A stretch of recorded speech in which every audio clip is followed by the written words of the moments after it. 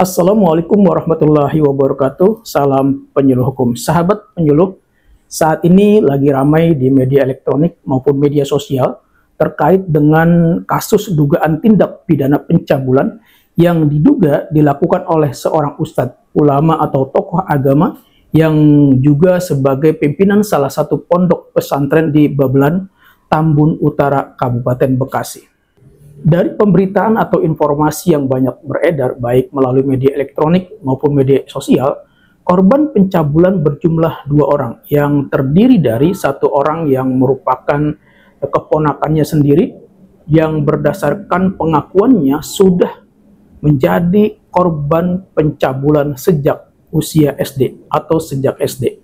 Kemudian yang satu lagi korbannya adalah anak angkatnya sendiri, yang juga berdasarkan pengakuannya sudah menjadi korban pencabulan sejak usia SMP hingga duduk di bangku kuliah.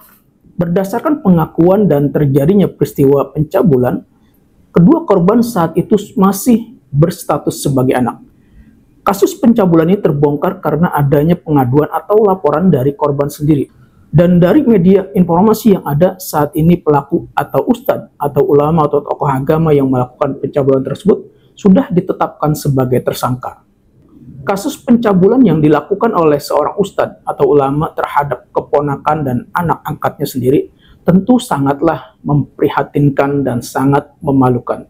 Tidak terbayang oleh kita seorang pemuka agama, pimpinan pondok pesantren atau tokoh agama, tetapi malah justru menjadi pelaku pencabulan. Dan lebih parahnya lagi, pencabulan tersebut dilakukan terhadap anak angkatnya dan keponakannya sendiri.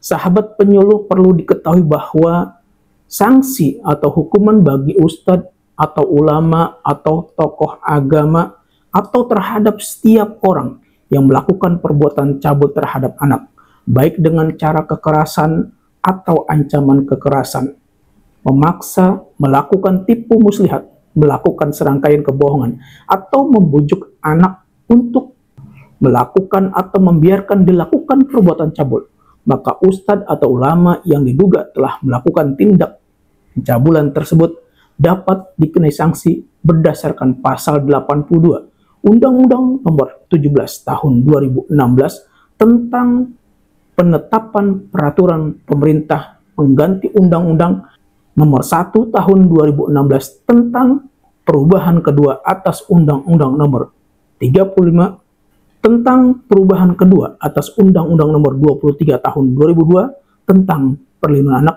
menjadi undang-undang. Junto pasal 76E Undang-Undang Nomor 35 Tahun 2014 tentang perubahan atas Undang-Undang Nomor 23 Tahun 2002 tentang perlindungan anak, dengan sanksi pidana berupa pidana penjara paling singkat 5 tahun dan paling lama 15 tahun, dan denda paling banyak 5 miliar rupiah. Kemudian jika perbuatan cabul tersebut dilakukan oleh orang tua, wali, pengasuh anak, pendidik, atau tenaga kependidikan, maka pidananya ditambah 1/3 dari ancaman pidananya. Jika ancaman pidananya 15 tahun dan ditambah 1/3, maka pidananya menjadi 20 tahun. Selain itu juga dapat dikenai pidana tambahan berupa pengumuman identitas pelaku, rehabilitasi dan pemasangan alat pendeteksi elektronik. Tindakan berupa rehabilitasi dan pemasangan alat pendeteksi elektronik diputuskan bersama-sama dengan pidana pokok dengan memuat jangka waktu pelaksanaan tindakan. Kemudian pada pasal 82A Undang-Undang Nomor 17 Tahun 2016 tentang penetapan peraturan pemerintah pengganti Undang-Undang Nomor 1 Tahun 2016 tentang perlindungan anak menjadi undang-undang. Sanksi tindakan berupa rehabilitasi dan pemasangan alat pendeteksi elektronik dilaksanakan selama dan atau setelah terpidana menjalani pidana pokok.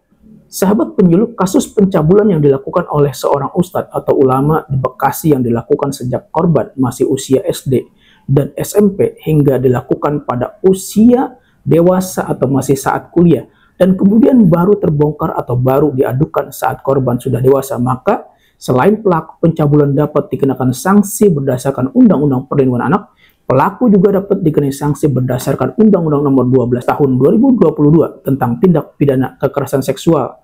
Pengenaan sanksi ini tentu berdasarkan peristiwa hukum yang terjadi. Kalau dalam kasus ini perbuatan cabul yang dilakukan oleh ustadz atau ulama tersebut dilakukan dengan maksud menempatkan seseorang, dalam hal ini korban yang merupakan anak angkat dan keponakannya, di bawah kekuasaannya secara melawan hukum, maka pelaku pencabulan bisa dijerat pasal 6 huruf B Undang-Undang Nomor 12 Tahun 2022 tentang tindak pidana kekerasan seksual dengan sanksi berupa pidana penjara paling lama 12 tahun dan atau pidana denda paling banyak 300 juta rupiah.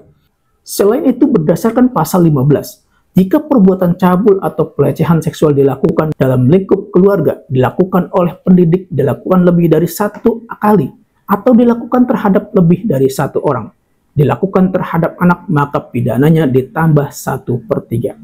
Sahabat penyuluh, kita semua tentu berharap agar kasus-kasus seperti ini tidak terulang kembali. Oleh karena itu, kita juga berharap agar aparat penegak hukum dapat menjerat pelaku pencabulan dengan hukuman yang maksimal. Demikian yang saya sampaikan, semoga bermanfaat. Wassalamualaikum warahmatullahi wabarakatuh. Salam penyuluh hukum.